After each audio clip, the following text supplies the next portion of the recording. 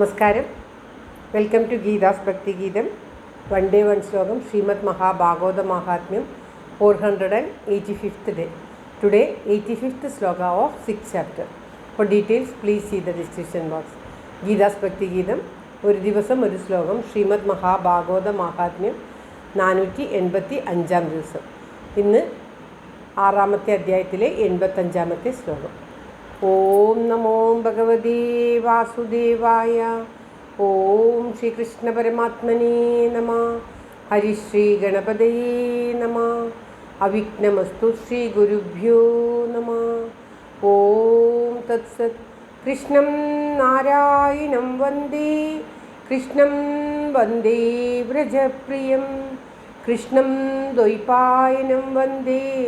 കൃഷ്ണം വന്ദേ പ്രതാസുതം. ശ്രീപരമാനന്ദനാഥനായ അദ്വൈതദീപമായി മോക്ഷേക്ഷു വൃന്ദമന്ദാരമായി കാരുണ്യവാരിധിയായി വിഭൂദേശനാം നാരായണൻ മമ മന്ദത മാറ്റണം. ഓം തത്സത്. ശ്രീമദ് മഹാഭാഗവത മഹാത്മ്യം 6ാമത്തെ അധ്യായത്തിലെ 85ാമത്തെ ശ്ലോകം.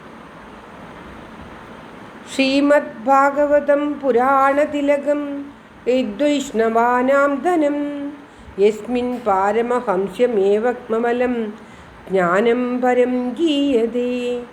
യത്ര ജ്ഞാനവിരാഗഭക്തിസഹിതം നൈഷ്കർമ്മ്യമാവിഷ്കൃതം തശൃണ്വൻ പ്രഭടൻ വിചാരണപരോ ഭക്ത്യാ വിമുച്യേന്നരാഃ.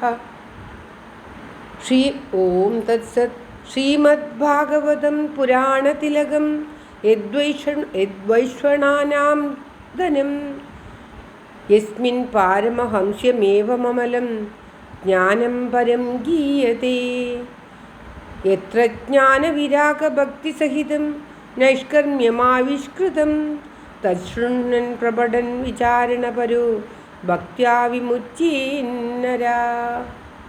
കഴിഞ്ഞ 2 ശ്ലോകങ്ങളും ഈ ശ്ലോകവും ഒക്കെ ശ്രീശുക ബ്രഹ്മർഷി പറയുന്ന അതിമഹത്തായ ശ്ലോകങ്ങളാണ്. ശ്രീമദ് മഹാഭാഗവതത്തിൻ്റെ ആദ്യത്തെ പ്രഥമസ്കന്ധത്തിലെ 3ഉം 2ഉം ശ്ലോകങ്ങളാണ് കഴിഞ്ഞ 2 ശ്ലോകങ്ങളായിട്ട് പരാമർശിക്കപ്പെട്ടത്. ഇപ്പോൾ ശ്രീമദ് മഹാഭാഗവതത്തിലെ അതിമഹത്തായ വേറൊരു ശ്ലോകമാണ്. ശ്രീമദ് മഹാഭാഗവതം സകല പുരാണങ്ങളിൽ വച്ചും ഉത്കൃഷ്ടമാകുന്നു. ശ്രീമദ് മഹാഭാഗവതം പുരാണതിലകം വൈഷ്ണവന്മാരുടെ ധനമാണ്. യദ്വൈഷ്ണവാനാം ധനം. ഇത് മാത്രമാണ് വൈഷ്ണവന്മാർക്കുള്ള ധനം. ഈ ഒരു ധനം മാത്രം മതി. ഇതിൽ കവിഞ്ഞ് വേറെയൊന്നും വേണ്ട. എന്തെന്നാൽ ഈ പരമഹംസന്മാരായ യോഗികൾ അനുഭവിച്ചറിയുന്നതായ ആ ബ്രഹ്മം, ആ ഭഗവാൻ, ആ ബ്രഹ്മത്തിനോട് ഐക്യം പ്രാപിക്കുവാൻ വേണ്ടി ഉള്ള ആ ജ്ഞാനം ഈ ശ്രീമദ് മഹാഭാഗവതത്തിൽ സ്പഷ്ടമായി പറഞ്ഞു തന്നിരിക്കുന്നു.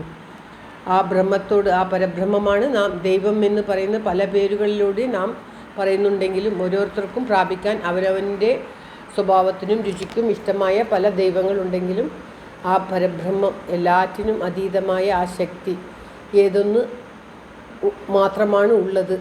ബാക്കിയെല്ലാം ഉണ്ടാക്കപ്പെട്ടിരിക്കുന്നതാണ്. ഉള്ള ഒരു വലിയൊരു വസ്തു ആ പരബ്രഹ്മമാണ്. ആ പരബ്രഹ്മത്തോട് ഐക്യം പ്രാപിക്കുവാൻ വേണ്ടി എന്ത് ജ്ഞാനമാണോ വേണ്ടത് ആ ജ്ഞാനം ഈ ശ്രീമദ് മഹാഭാഗവതത്തിൽ പരാമർശിക്കപ്പെട്ടിരിക്കുന്നു. ഭാഗവതത്തിൽ മാത്രമാണേ ഉള്ളൂ. ജ്ഞാനം, വൈരാഗ്യം, ഭക്തി എന്നിവയോടുകൂടി ചെയ്യുന്ന കർമ്മം രണ്ടാമതായിട്ടുള്ള ഒരു ജന്മം നമുക്ക് നൽകുകയില്ല.